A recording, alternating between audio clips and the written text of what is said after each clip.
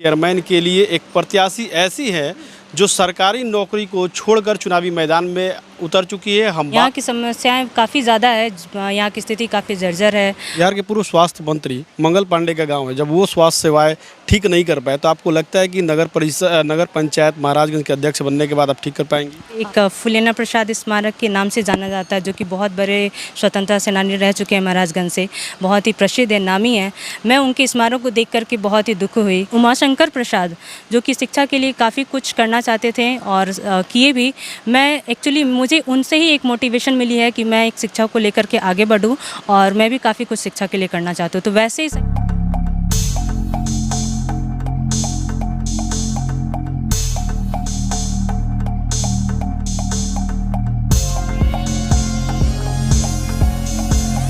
नमस्कार, मैं सचिन और आप देख रहे हैं बिहार न्यूज एक्सप्रेस।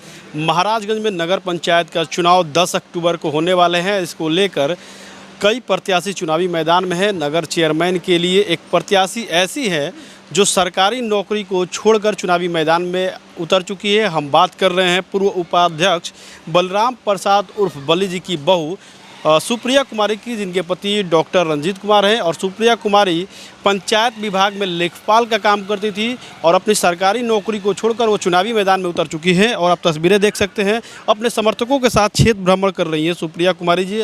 हम इनसे बात करते हैं। सबसे पहले मैडम, आपका बिहार न्यूज एक्सप्रेस में स्वागत। जी धन्यवाद। और मैं भी सारी जनता का जस्ट सादर प्रणाम करती हूँ। पहला सवाल ये है कि आप लेखपाल की नौकरी छोड़ के चुनावी मैदान में उतरने का फैसला किया, आखिर क्यों? मैं यहाँ पे आई जब महाराजगंज में, मेरी शादी को जस्ट लगभग 5 साल हो गए। मैं 5 सालों में यहाँ की काफ़ी समस्याओं को देखी। यहाँ की समस्याएं काफ़ी ज़्यादा है। यहाँ की स्थिति काफ़ी जर्जर है और बहुत सारी समस्याएं हैं। और मेरे पूजनीय ससुर जी इस समाज सेवा में 40 वर्षों से लगे हैं। तो मुझे लगा कि इनकी जस्ट सेवा भावना को आगे मुझे बढ़ाना चाहिए।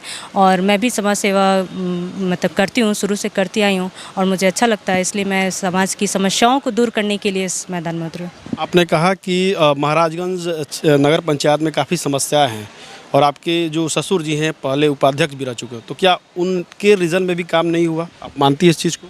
नहीं, काम तो हुआ है, बहुत काम हुआ है। बट फिर भी उसके बाद के मतलब 2 रीज़न में कुछ लोग रहे हैं और ये तीसरा रीज़न चल रहा है, जिसमें कि मैं क्या कहूँ, मतलब कुछ भी नहीं हुआ ऐसे कह सकते हैं। क्योंकि मैं जस्ट भ्रमण कर रही हूँ, जनता से रूबरू हो रही हूँ और वो काफ़ी सारे समस्याओं को गिना रहे हैं मुझे। एक समस्या नहीं है, राशन हो या सड़क हो या नाला हो, या इवन कितने वोटर्स ऐसे हैं जिनके वोटर्स नहीं है, यहाँ की बस जनता रह गए हैं। उनको वोटिंग करने की इच्छा है, वोट देने की इच्छा है, बट उनके पास आज तक वोटिंग कार्ड ही नहीं बनी है। तो ये तो आम एक अधिकार की बात है जो कि अभी तक पूरा नहीं किया गया है। तो ऐसी बहुत सारी समस्याएं हैं। तो मैं ऐसे समस्याओं को देख रही हूँ, तो मैं उन सब समस्याओं को दूर करना चाहती हूँ, इसलिए मैं आप सबके सामने खड़ी हूँ। महाराजगंज में सबसे ज़्यादा समस्या सड़क की है। अब बरसात के दिनों में देखेंगे कि नाली का जो पानी है सड़कों पे आ जाता है, घुटने पर पानी भी कहीं कहीं लग जाता है। उसको किस तरह से आप देखती है, कैसे दूर करेंगी? सबसे पहले तो नाले की जो निकासी है वो सही तरीके से नहीं हुई है, जहाँ भी है, और है भी तो काफ़ी कम मात्रा में है। तो नाला सही तरीके से बनाना आवश्यकता है। उसका जो निकासी होता है, पानी कहाँ निकले, जहाँ पे उसका जस्ट ड्रेनिंग अच्छे से हो सके, तो वो एक मैं समस्या दूर करूँगी। सड़क अच्छे से बनाऊँगी। सड़क और नाला का जो तालमेल बैठाना होता है कि सड़क पे पानी ना आए नालों से निकल करके, वो मैं बैठा के काम करूँगी अच्छे से। अस्पताल की एक बहुत बड़ी समस्या है। आप देखिएगा कि एक महिला चिकित्सक भी उपलब्ध नहीं है। अगर कोई घटना भी होती है तो तुरंत रेफ़र किया जाता है सिवान को। कैसे ठीक करेंगी आप? मेरा जस्ट अगर आप मैनिफेस्टो पढ़ेंगे तो उसमें मैंने लिखा है कि मैं 24 आवर्स एक एम्बुलेंस की व्यवस्था करूंगी। सरकारी अस्पतालों में मैं ये सुनिश्चित करूंगी कि डॉक्टर्स सभी पूरी समय उपलब्ध हों। हाँ, शिफ्ट में उपलब्ध हों। ये मैं कोशिश करूंगी कि डॉक्टर्स की संख्या बढ़ाई जाए, वो शिफ्ट में उपलब्ध हो, ताकि किसी भी समय पेशेंट को इमरजेंसी हो तो वो डॉक्टर्स पेशेंट को जिस टाइप के डॉक्टर चाहिए वो उपलब्ध हो। मेडिसिन समय पे मिले, मेडिसिन की कभी कमी ना हो। कहाँ से एम्बुलेंस की व्यवस्था करेंगे? अपने फंड से या सदर अस्पताल से आग्रह करके, कैसे? बहुत सारे रास्ते हैं। अगर मेरे पास फ़ंड आती है इससे रिलेटेड अस्पताल या जो भी इलाज है चिकित्सा से संबंधित, तो मैं उससे करूँगी। संभव हुआ तो, नहीं हुआ तो मैं बड़े अफसरों से बात करूँगी। ज़रूरत पड़ने पर मैं यहाँ के माननीय महोदय MLA MP और CM महोदय से भी बात कर। बिहार के पूर्व स्वास्थ्य मंत्री मंगल पांडे का गांव है, जब वो स्वास्थ्य सेवाएं ठीक नहीं कर पाए तो आपको लगता है कि नगर पंचायत महाराजगंज के अध्यक्ष बनने के बाद आप ठीक कर पाएंगी? ज़रूर कोशिश करूँगी। मुझे लगता है कि बात समझाने वाला अगर समझा सका तो मैं भी अपने बातें को रखने की कोशिश करूँगी, समझाने की कोशिश करूँगी, और मुझे पूरा विश्वास है कि मैं कर पाऊँगी। लगातार जन समर्थन कर रही है, किस तरह लोगों का जनसंपर्क में आपका प्यार मिल रहा है, आशीर्वाद मिल रहा है, कैसा समर्थन मिल रहा है? बहुत अच्छा समर्थन मिल रहा है। मुझे विश्वास नहीं था कि मुझे इतना अच्छे से लोग समझेंगे, मेरे जस्ट पढ़ाई को इतना ज़्यादा महत्व देंगे। मैं जो भी काम की हूँ, मैं उनसे बात करती हूँ, अपनी बातों को कहती हूँ, वो इतने अच्छे से धैर्य से सुनते हैं और मुझे विश्वास दिला रहे हैं कि आप निश्चिंत रहिए। जैसी अगर महिला आती हैं तो ऐसा उनका कहना है कि उनका सौभाग्य होगा, बट मैं कह रही हूँ कि मेरा सौभाग्य होगा कि मुझे अगर महाराजगंज में अध्यक्ष पद के लिए अगर दावेदार माना जाता है, मुझे चुना जाता है। तो महाराजगंज की बात कर ले तो कई सारे स्वतंत्रता सेनानियों ने यहाँ जन्म लिया है, लेकिन आज भी उनके गांव की जो सड़कें हैं, महाराजगंज मुख्यालय से ज़्यादा दूरी पे नहीं है, लेकिन गांव की सड़कें बदहाल है। जो स्वतंत्रता सेनानी के परिजन हैं उन लोगों को सहायता राशि नहीं मिल पाती है, इसके लिए क्या कुछ प्लान है? सबसे पहले तो मैं जस्ट घूमते हुए एक फुलेना प्रसाद स्मारक के नाम से जाना जाता है, जो कि बहुत बड़े स्वतंत्रता सेनानी रह चुके हैं महाराजगंज से, बहुत ही प्रसिद्ध है, नामी है। मैं उनके स्मारक को देख करके बहुत ही दुख हुई। मैं तो सबसे पहले वैसे स्मारक की जस्ट मरम्मती करा करके एक सौंदर्यीकरण करूंगी, ताकि लोगों को पता चले कि इतने बड़े महान स्वतंत्रता सेनानी हमारे महाराजगंज से जुड़े हुए हैं। लोग आई थिंक, मुझे लगता है कि यहाँ से भूल चुके हैं। तो मैं ऐसे स्मारक जितने भी हैं स्वतंत्रता सेनानी के, उन लोगों का सौंदर्यीकरण करके फिर से लोगों में एक जागरूकता पैदा करूंगी। और मैं शिक्षा को अगर मैं बताऊं तो मेरा शिक्षा पे काफ़ी जोर है। तो श्री उमाशंकर प्रसाद, जो कि शिक्षा के लिए काफ़ी कुछ करना चाहते थे और किए भी, मैं एक्चुअली मुझे उनसे ही एक मोटिवेशन मिली है कि मैं एक शिक्षा को लेकर के आगे बढ़ूँ और मैं भी काफ़ी कुछ शिक्षा के लिए करना चाहती हूँ। तो वैसे ही शहीद जो भी लोग हैं उनके लिए मैं काफ़ी कुछ करना चाहती हूँ और उनको मतलब उनसे मुझे जो सीख मिली है मैं उसी को लेकर के आगे बढ़ना चाहती हूँ। कहीं ना कहीं आपको ये ज़रूर क्या फील होता है कि स्वतंत्रता सेनानियों के परिजनों के साथ सरकार जो है वो भेदभाव कर रही है, जितना उन लोगों को सम्मान मिलना चाहिए वो नहीं मिल पाता है? नहीं, मैं ऐसा कुछ स्टेटमेंट नहीं दे सकती। सब लोग अपने स्तर से जितना हो सकता है करते हैं।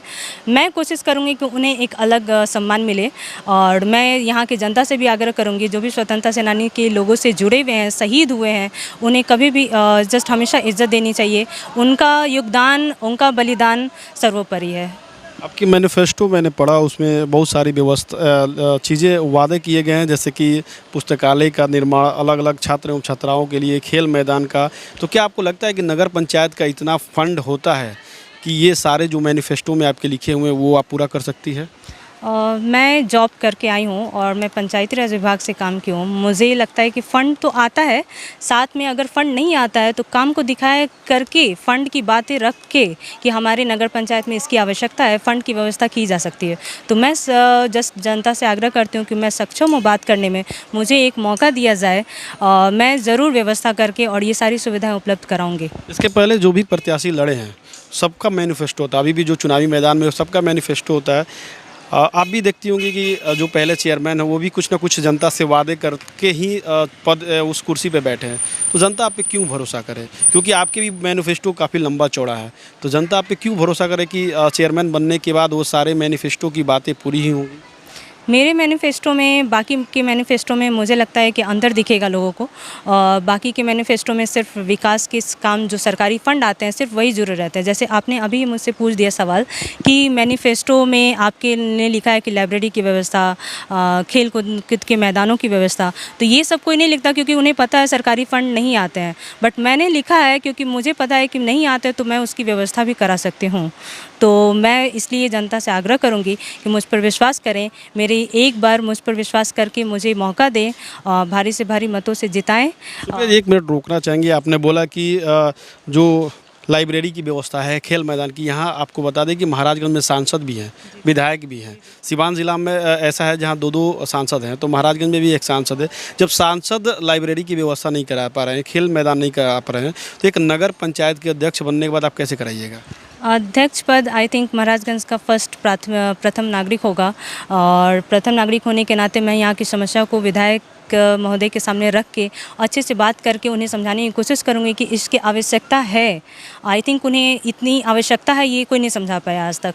मैं उस आवश्यकता को रखूँगी और बच्चों के भविष्य को देखते हुए, बच्चों के भविष्य की कामना करते हुए मैं उन्हें समझाऊँगी कि बच्चों के भविष्य के लिए एक लाइब्रेरी जो कि शिक्षा से बहुत ही महत्वपूर्ण है। सारे बच्चे जस्ट खुद नहीं होते हैं कि वो खरीद के बुक सारी पढ़ सकें, व्यवस्था कर सकें। उनकी सारी फैमिली एक जैसी नहीं होती है, सबके इनकम एक जैसे नहीं होते हैं। तो मैं उन्हें ये सारी बातें रख के उन्हें समझाने की कोशिश करूँगी, और कोशिश नहीं, मुझे पूरे यकीन है कि मैं ये बातें रख के उन्हें समझा पाऊँगी और व्यवस्था करूँगी। आप तो राजनीति के क्षेत्र में नहीं है, लेकिन आपके सामने कई दिग्गज चुनावी मैदान में है, जो नगर परिषद की चेयरमैन भी रह चुके हैं या निवर्तमान चेयरमैन है, वो लोग चुनावी मैदान में है। किससे टक्कर देखती हैं आप? मैं किसी को छोटा नहीं देखती, सब मेरे बराबर के हैं, और हार जीत तो बस एक क्या कहें, जीतना एक को है, 13 कैंडिडेट है, बट हारना उसमें से 12 को है।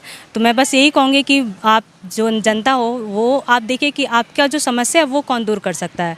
बस मैं यही आग्रह करूँगी। अगर उन्हें लगता है कि मैं उनकी समस्याओं को दूर कर सकती हूँ तो मुझे मौका दे, और लगता क्या है, मैं विश्वास दिलाती हूँ कि मैं उनकी सारी समस्याओं को दूर करूँगी। तो टक्कर मेरी सबसे है, ऐसा कुछ नहीं है। और अगर मैं बस अपनी बातें कहूँगी, बाकी टक्कर जनता जाने की क्या है। नॉमिनेशन में जिस तरह से आपके भीड़ उमड़ा था, एक जनसैलाब दिखाई दिया था, इसके साथ ही जब भी आप क्षेत्र बढ़ाने में जा रही है, लोगों का प्यार मिल रहा है, काफ़ी लोग दिख रहे हैं, तो क्या लग रहा है कि ये आपको जीत के प्रति दिखाई दे रहा है कि ये जीत का एक संकेत है कि जनता का समर्थन आपको मिल रहा है? पूरा विश्वास है मुझे जनता पे पूरा 100% विश्वास है कि वो मेरा समर्थन करेंगी और कर भी रहे हैं। काफ़ी मुझे पॉजिटिव फील हो रहा है और मेरी कॉन्फिडेंस बढ़ी है जनता से रूबरू होने के बाद, क्योंकि वो मेरी बातों को इतने धैर्य से सुन रहे हैं जिसका मुझे उम्मीद नहीं था कि वो मुझे इतना समय देंगे। तो समय दे रहे हैं, इसका मतलब कि वो मुझे समझ रहे हैं, और जस्ट जनता का धन्यवाद है, बहुत बहुत शुक्रगुजार हूँ कि वो मुझे इतना समझ रहे हैं, और मुझे 100% उम्मीद है वो मुझे चुनेंगे। बेरोजगारी एक सबसे बड़ी मुद्दा है, तो आप अगर जनता आपको चुनती है तो बेरोजगारी दूर करने के लिए क्या कुछ प्लान आपने किया है? जी ज़रूर। मैं हर काम में अकेले कुछ नहीं किया जा सकता। कोई भी काम हो, एक लाइब्रेरी खोलना हो तो उसमें भी मुझे हैंड की आवश्यकता है। एक मुझे अगर जस्ट सफाई करवानी है तो सफाई कर्मी की आवश्यकता है। अगर मैं महिलाओं के लिए कुछ सोच रही हूँ तो महिलाओं की आवश्यकता पड़ेगी। मतलब हर एक काम, अगर मैं अपने बच्चों को करियर काउंसलिंग मैंने दिया है, इसके लिए सरकारी फ़ंड की आवश्यकता नहीं है। मैं बच्चों को जस्ट एक विचार विमर्श की व्यवस्था देना चाहती हूँ, जहाँ बच्चे ये सोच समझ सकें, जिन्हें ये पता चल सके कि क्या पढ़ना चाहिए, कैसे पढ़ना चाहिए, कौन सी बुक्स पढ़नी चाहिए, कहाँ से तैयारी करनी चाहिए। तो इसके लिए भी मुझे हैंड्स की आवश्यकता पड़ेगी। तो ये एक तरह से मुझे लगता है रोज़गार ही रोज़गार देगा लोगों को। स्वास्थ्य जो सफाई कर्मी है उन लोगों की हमेशा कुछ ना कुछ मांगे रहती है। आप देखेंगे हमेशा धरना प्रदर्शन सफाई कर्मियों का लगा रहता है। उनकी जो मांगे हैं उनको कैसे देखती हैं आप? क्या लगता है कि वो लोग इंश्योरेंस कराने की मांगे करते हैं, पेमेंट बढ़ाने की मांग करते हैं, तो क्या वो जायज़ है? और अगर आने वाले समय में स्ट्राइक करते हैं तो फिर आप कैसे कदम उठाएंगी? पहले तो मैं उनकी जो भी आवश्यकता है उसको समझूंगी। अगर उन्हें मैं समझा सकी कि जो भी उनके पैसे मिलते हैं, वेतन मिलते हैं, अगर वो मुझे लगेगा कि उतना उनको देने लायक है, ठीक है, तो फिर ठीक है। अगर बढ़ाने की आवश्यकता लगेगी तो मैं बढ़ाने की भी कोशिश करूंगी और उसके लिए फ़ंड की व्यवस्था भी करूंगी। आप खुद एक महिला हैं और ऐसे में अगर अध्यक्ष बनती है तो महिलाओं के लिए क्या कुछ प्लान है?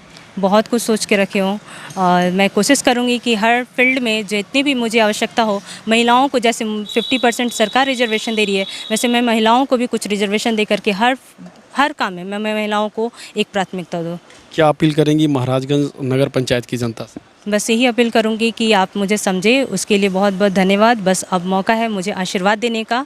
मेरा जस्ट मुझे ज़्यादा से ज़्यादा वोट दे। मेरी चुनाव चिन्ह है मोटर वैन, और जो कि क्रमांक संख्या 13 पे है। तो जस्ट जनता से अपील कर रही हूँ, सबसे वो नीचे है, काफ़ी आसान है। एक बार मुझे मौका दे, ज़्यादा से ज़्यादा वोट दे करके मुझे भारी मतों से जिताने की कोशिश करें। तो ये सुप्रिया जी हैं, इनके ससुर जी पहले उपाध्यक्ष रह चुके हैं और इन्होंने साफ तौर पे जनता से अपील की कि एक बार जनता इन पे विश्वास करे, एक बार मौका दे, ताकि ये महाराजगंज नगर पंचायत का विकास कर सके। अब देखना है कि 10 अक्टूबर को जनता इन पर कितना भरोसा दिखाती है। अगर आप हमारे इस न्यूज़ को फेसबुक पेज पे देख रहे हैं तो फॉलो करें, लाइक करें, शेयर करें। यूट्यूब पे देख रहे हैं तो सब्सक्राइब करें, लाइक करें, शेयर करें। सहयोगी परवेज के साथ सचिन कुमार, बिहार न्यूज़ एक्सप्रेस, महाराजगंज। चिकित्सा के क्षेत्र में करियर बनाना हुआ आसान, बने इलेक्ट्रो होम्योपैथी चिकित्सक अधिकृत, स्वास्थ्य एवं परिवार कल्याण मंत्रालय, भारत सरकार।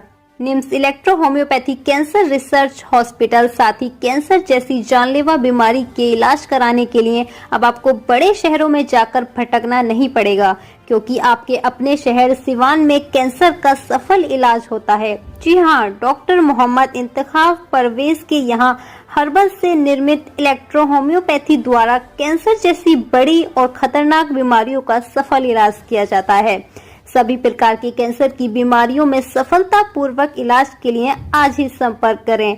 डॉक्टर मोहम्मद इंतखाब परवेज, सिसवन ढाला, लक्ष्मीपुर, सिवान। संपर्क नंबर है 9472250677।